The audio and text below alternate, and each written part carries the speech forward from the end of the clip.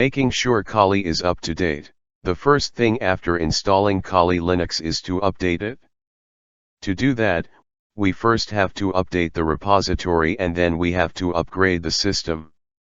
To update and upgrade Kali Linux, open a terminal in Kali and type sudo apt update and sudo apt-dist -upgrade -y.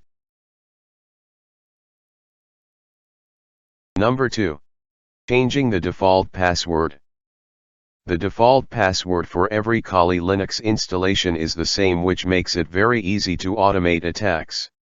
To change Kali Linux's password, open a terminal and type passwd root.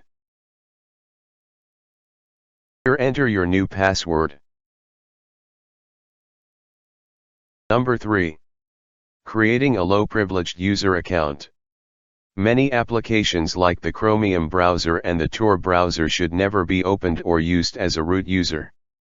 Such applications rely heavily upon low-level permissions to deliver some degree of security. It might be beneficial to create a low-privileged user account for more security. To create a user, type sudo adduser username.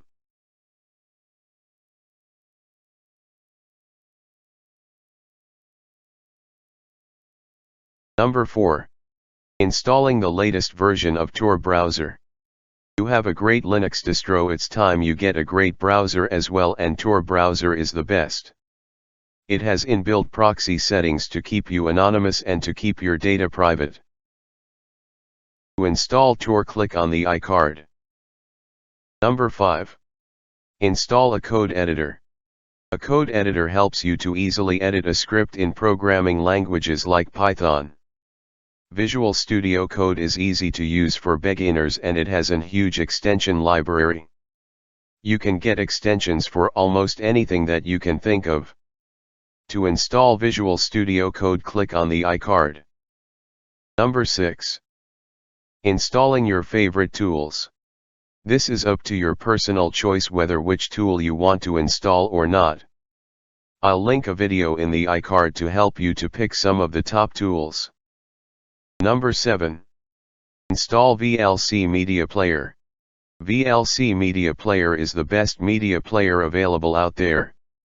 It has the capability to play almost all types of files that you have. Unlike other media players, no matter how advanced they are, VLC doesn't require you to download additional codecs to ensure that certain file formats run easily on it, and it's free of cost.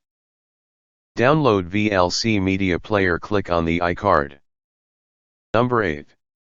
Installing Git. Git is an open source software. It can be used for copying or cloning code repositories found on GitHub.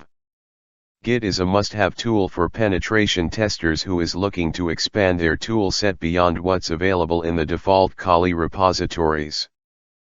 To install Git, type sudo apt install git. Number 9. Installing an antivirus software. We all know that checking downloaded files for virus signatures should be a mandatory thing to do nowadays because of all the malware existing in the world.